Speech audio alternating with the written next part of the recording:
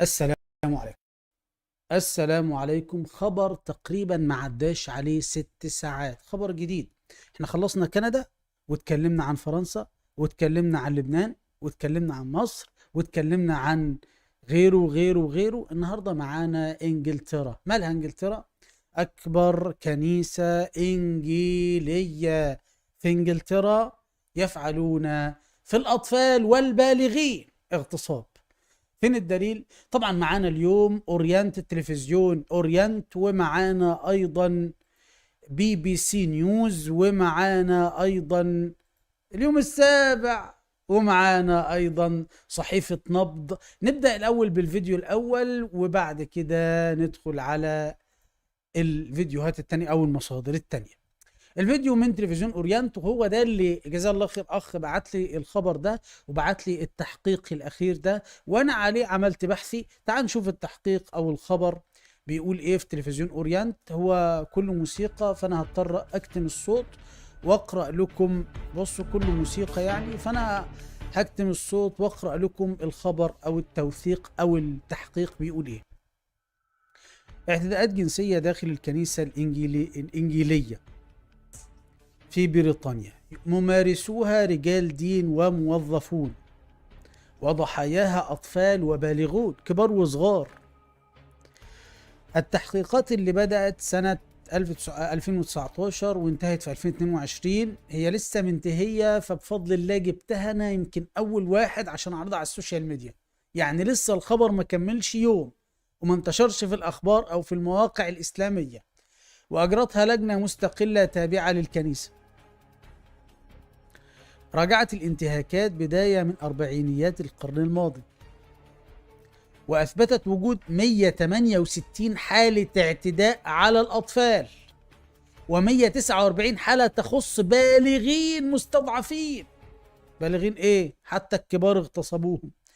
كان النوع الأكثر شيوعا من الانتهاكات هو الجنس، ويمثل 181 حالة، تليها 39 حالة إساءة عاطفية، تليها 33 حالة جسدية، تليها 21 حالة استغلال مالية.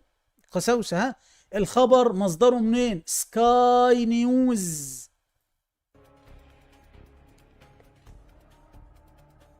انا اثرت اجيب مواقع عالميه ما اجيبش. في على فكره يا اخوه، في الخبر ده في مواقع كده وجرايد كده غير مشهوره او غير حكوميه، والله ما جبتها.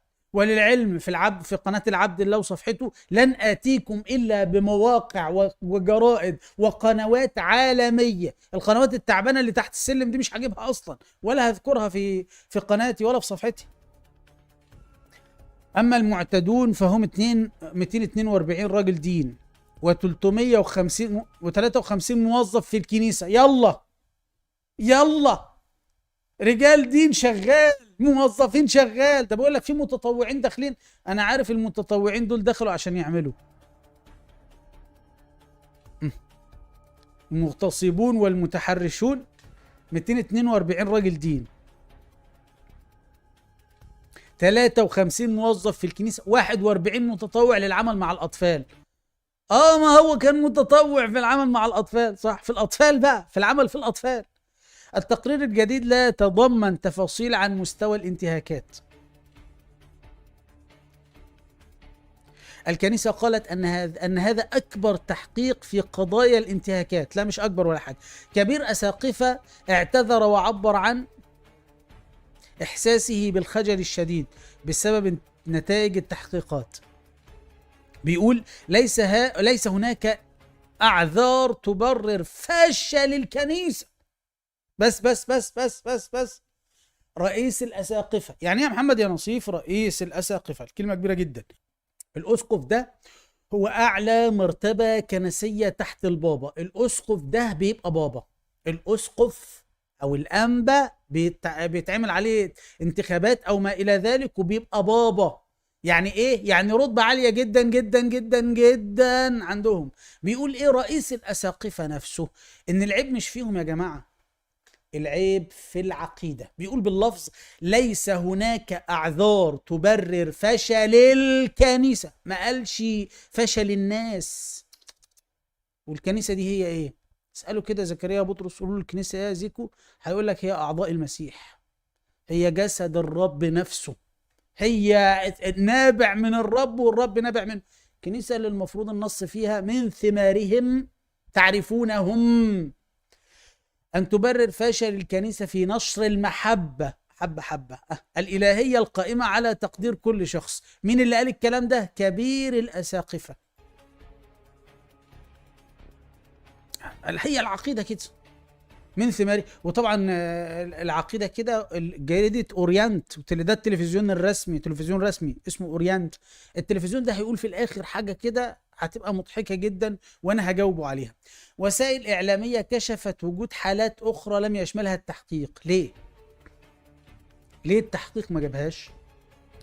قالت لويز لبي بي سي. فين بي بي سي دي يا فندم؟ بي بي سي انت، ما احنا مش عارفين بي بي سي ولا ايه؟ بي بي سي نيوز يا فندم، اكبر جريدة انجليزية في العالم كله، اكبر جريدة انجليزية ناطقة بالعربي في العالم كله، البي بي سي نيوز. الجريدة دي بتبث من بريطانيا اصلا. بتقول البنت نفسها بتقول للجريدة بقى، بس كانت خافية اسمها، ده مش اسمها الحقيقي. قالت لويز لبي بي سي، وهذا ليس اسمها الحقيقي، أنها تعرضت للانتهاكات جنسية عندما كانت طفلة من أحد رجال الدين زكريا بطرس، وأنها طلبت أن تشارك في التحقيق، ولكن تم تجاهل طلبها بذريعة أن حالتها من فئة الحالات التي لا تثير القلق.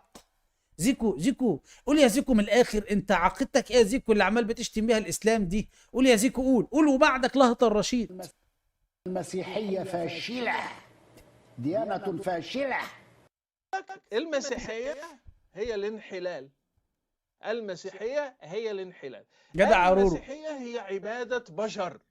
جدع يا رورو. يا رب خلصني، يا رب الحقني، انا تعبان خلاص تعبان خلاص. مين لأنفخنك خلاص بلاص. بس اصبر يا زيكو اصبر، انت لسه شفت حاجة، لسه هنخش في الجرايد الآن. ده خطابها لجريدة البي بي سي نيوز. برأيك، بيقول كده هنا الأورينت، تلفزيون أورينت، بيقول لك ايه؟ برأيك ما سبب وجود اعتداءات داخل الكنيسة؟ 1. نشيد الإنشاد. 2. من ثمارهم تعرفونهم. 3. لم تسعف هذه العقيدة أتباعها. 4. زكريا بطرس وأباء زكريا بطرس وما هم عليه من هجوم على الإسلام. والله كل ما يهاجموا الإسلام بكذبة، يتهموا الإسلام باتهام، إذ بهم عشرات الحالات تقع منهم ومن رجال دينهم. انت كم مرة تسمع كده يقول لك الإسلام بيحرض على اغتصاب الأطفال ولا الطفليات؟ بيحصل مش يقعد يقول لك الإسلام واغتصاب الأطفال وما اغتصاب الأطفال، إذ بهم من أكبر عندهم متمرغين في أوحال اغتصاب الأطفال. والله مش زواج الأطفال مثلا يعني، ولا زواج الطفليات مثلا، لا، ده اغتصاب بالحرف والفعل والقول والأمر وال من ثمارهم تعرفونهم، اللهم زدهم فيما هم فيه. نخش على الجرايد. قبل الجرايد 3 نقط حابب اقولهم الاخوه الاكارم. يا ريت اللي بيشتكي من عدم وصول البث المباشر ليه في الفيسبوك واليوتيوب، يا ريت تشترك في القناه وتفعل الجرس واشترك في الصفحه وفعل الجرس عشان يوصلك كل جديد. شارك الفيديو مع اصدقائك وفي المجموعات والمهتمين عشان يوصلكم ايضا كل جديد. اللي عايز يدعمنا على القناه او الصفحه، في معلومات القناه والصفحه رابط البترون والبيبال. نخش على التعليق من جريدة بي بي سي نيوز. الخبر زي ما انا قلت لكم لسه ما كملش عليه ساعات. بصوا يا اخوة اكارم، انتوا لو كتبتوا كده عنوان الانتهاكات الجنسية حالات اعتداء رجال الدين وعملت انتر على جوجل، يعني شوف حضرتك كده قبل يوم 1، يعني الخبر لسه من يوم 1. جريدة نبض قبل يوم 1. اراكوبيا، شوف دي جرايد عشان مش معروفة ومش مشهورة ومش حكومية، مش هفتح الجريدة دي ولا هتشوفها ولا هتشوفني بقولها. لكن شايف نقل الخبر امتى؟ من يوم 1. بريسن ولا ما عارف ايه، المهم من يوم 1. نبض من يوم 1. حتى الفيسبوك من 22 ساعة ولا 23 ساعة. مش عارف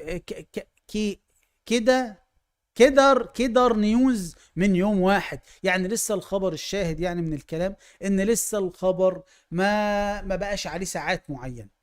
بيقول البي بي سي نيوز: الانتهاكات الجنسية حالات اعتداء رجال الدين في كنيسة في انجلترا على بالغين واطفال. شوف، بالغين كبار وصغار، قد تبلغ المئات، مش حالة ولا اتنين ولا تلاتة. هنا برضو ممكن يجي لي واحد ويقول: يا محمد يا نصيف، طب ما انتوا ممكن يكون عندكم كده. اقول له: ممكن في عينك يا سافل كده كده، ها، خد بالك يا قليل العلم وقليل الادراك. ليه يا فندم؟ لان لو انت قلت لي طب ما ممكن المشايخ يعملوا كده، انت شايف الفيديو ده؟ في فيديو اهو، انا معلق لك صورته على اليوتيوب، اسمه كده، اكتب على اليوتيوب كده: اقوى رد في التاريخ اذا اخطأ قسيس قالوا طب ما المسلمين بتغلط، محمد نصيف. خش الفيديو ده، شوف الفيديو ده فيه رد عليه مستفيض. لذلك انا مش هعيد، وحلو في رد عليه مستفيض، لذلك انا مش هعيد عشان كل شويه يجي يعلقوا لي في التعليق: طب ما المشايخ عملوا. ما يعملوا، احنا ما قلناش ان المشايخ فيهم الله ولا بيحل فيهم الله، ولا قلنا ان المشايخ بياكلوا الرب ولا يشربوا دم الرب ولا. وعايز عشان ننجز في الموضوع، خش شوف الفيديو ده فيه الرد باستفاضه. غير كده ما اشوفش تعليقك بهذا التعليق ابدا، اللي فيه مشايخ بتعمل. اوعى تعلق التعليق ده عندي، عشان عندك اهو، عندك الفيديو اهو، خش شوف الرد بتاعي عليه باستفاضه. المهم، الانتهاكات الجنسية حالات اعتداء جنسي من رجال الدين في كنيسة بإنجلترا بالغين وأطفال. ده مين يا فندم؟ دول الإنجليكان أو الإنجيليين. كان تحقيق سابق للكنيسة قد كشف النقاب عن عدد أقل من حالات الانتهاكات. وجدت كنيسة إنجلترا مئات الحالات الجديدة المرتبطة بادعاءات انتهاكات للبالغين ذوي الأوضاع الهشة والأطفال من قبل رجال الدين في الكنيسة الإنجليكانية، حسب ما أفاد به مسؤولون ومتطوعون. ووجد التحقيق 383 طلب تتطلب اهتمام إضافي حسب الكنيسة. يعني بعد اللي حصل ده كله والحاجات اللي احنا جبناها، ده في 383 طلب تاني. وتقول الكنيسة أن هذا أكبر تحقيق في قضايا الانتهاكات الجنسية التي حصلت من الماضي. واعتذر كبير الأساقفة كانتربري ويروك وعبر عن إحساسه بالخجل الشديد. لا، مش هينفع كده. يعني بابا، خلي بالك إن كبير الأساقفة ده غير بابا الفاتيكان، دول طائفة تانية. لا، ركز معايا. بتاع الفاتيكان فرانسيس، ده طائفة لوحدها اللي هي الكاثوليكية، واللي بتاعنا ده اللي هو كبير أساقفة كانتري ده مش عارف، ده الإنجيليكانية، ده إنجيلي، طائفة تانية، طائفة البروتستانت. يعني أنا عايز أقول إيه؟ يروح يا أخويا يحصل بلايا في كندا، يروح بابا الفاتيكان: نقدم الاعتذار ونشعر بالخجل. ويروح أمريكا: نقدم الاعتذار ونشعر بالخجل. وراح ألمانيا: نقدم الاعتذار ونشعر بالخجل. وراح لبنان، وراح مش عارف فين، والله وراح بلاد كتيرة. كل ما يروح في بلد: نقدم الاعتذار ونشعر بالخجل. مش عارف ليه انا حاسس كده ان كبير اساقفة كنتربري ده رايح برضه عايز يقلده: ونقدم الاعتذار ونشعر بالخجل. ايه يا عم، انت ما عندكوش غير الخجل؟ وما فيش حاجة تانية خالص غير الخجل؟ على فكرة القساوسة اللي عملوا في العيال دول مش هيتحبسوا، ما بيتحبسوش، ما بيتعاقبوش. انا واحد من الناس كمسلم بقول لك: ان ثبت على شيخ ما ولو اكبر مشايخ المسلمين انه اغتصب طفل او طفله، انا ببصم بالعشره انه يعدم.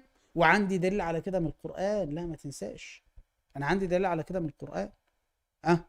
انا عندي آية واضحة تقول: انما جزاء الذين يحاربون الله ورسوله، ركز في دي، ويسعون في الارض فسادا. المغتصب ده يسعى في الارض فسادا، ويسعون في الارض فسادا. انما جزاؤهم ايه؟ ويسعون في الارض فسادا ان يقتلوا او يصلبوا، يتعمل فيهم زي المظلوم يتصلبوا.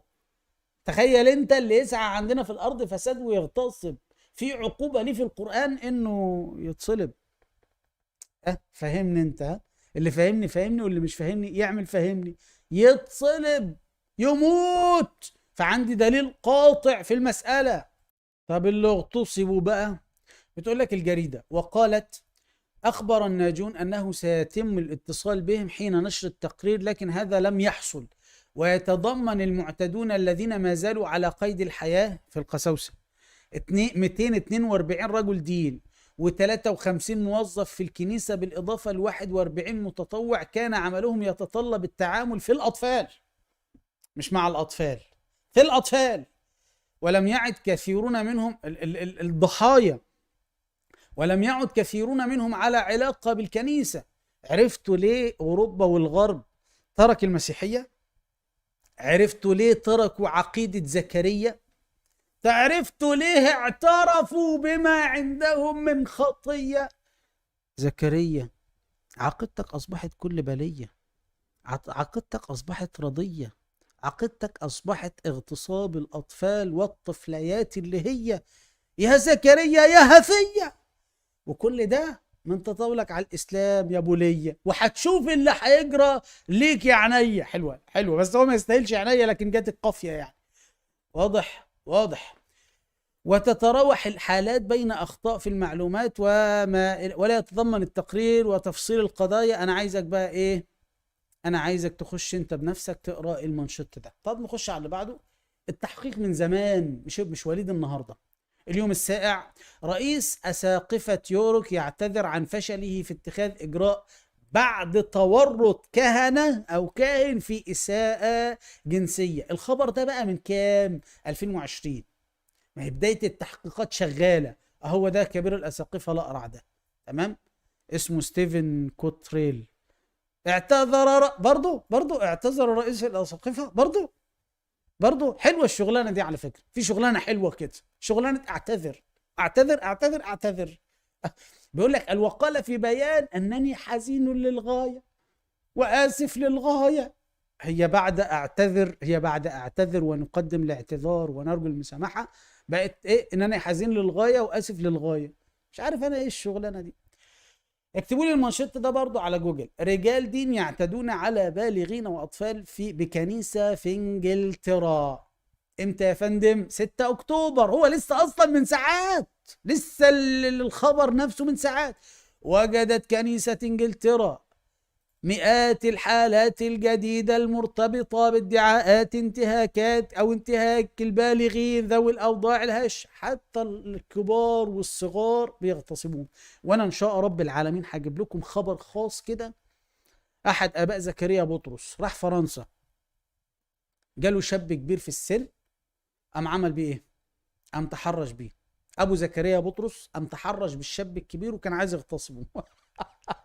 بس الحمد لله ربنا ستر وما تملكش في الواد حاجة. سعار، تحس ان عندهم سعار جنسي. يا عم احمد ربك على نعمة الاسلام. بص، كلما اتهموا الاسلام بشيء سبحان ربك يحصل فيهم. يجوا يتهموا الاسلام بالشهوانية، يطلع زكريا كلب جنس. ورشيد العبيط، والله العظيم انا لا استبعد ان يكون رشيدا ايضا شاذا مفعولا فيه. وكذلك ماجي خراء تكون مدوراها، تقول لك انا بتاعت الرب، وهي فعلا شكلها بتاعت الرب. طبق نشيد الانشاد في كل الشباب عشان يقبلوا هذه العقيمه. وكذلك وحيد. والله كلما تطاولوا على الاسلام يا اخوه اذ يحصل في عقيدتهم كل بلايا وخطايا وفجر وكفر بالرحمن. ما هو ليس بعد الكفر ذنب، ليس بعد الكفر ذنب. فهم كفروا بالله وعبدوا خروف مهان عريان معلق مصلوب من الرومان، فلذلك يحصل منهم الأخطاء. وظني أنهم لو تابوا وتركوا الهجوم على الإسلام لستر الله ما فيهم من ظلام، ولكنهم الله المستعان. احمدوا ربكم على نعمة الإسلام. صفحة وقناة محمد. السلام عليكم. إذا أعجبك الفيديو يا ريت مشاركة الفيديو على الفيسبوك ومجموعات الفيسبوك. طب لو أنت شايفه على اليوتيوب بيشاركوا على منتداك على اليوتيوب وقنوات اليوتيوب. الناس اللي بتشتكي لي من عدم وصول البث المباشر ليهم والفيديوهات أول بأول في اليوتيوب والفيسبوك، لازم يعمل اللي جاي ده ضروري جدا. تعمل في اليوتيوب باشتراك، بعد كده تفعيل الجرس للكل، وكذلك في التليفونات نفس النظام. شاهد الفيديوهات كلها من هنا والبث المباشر من هنا.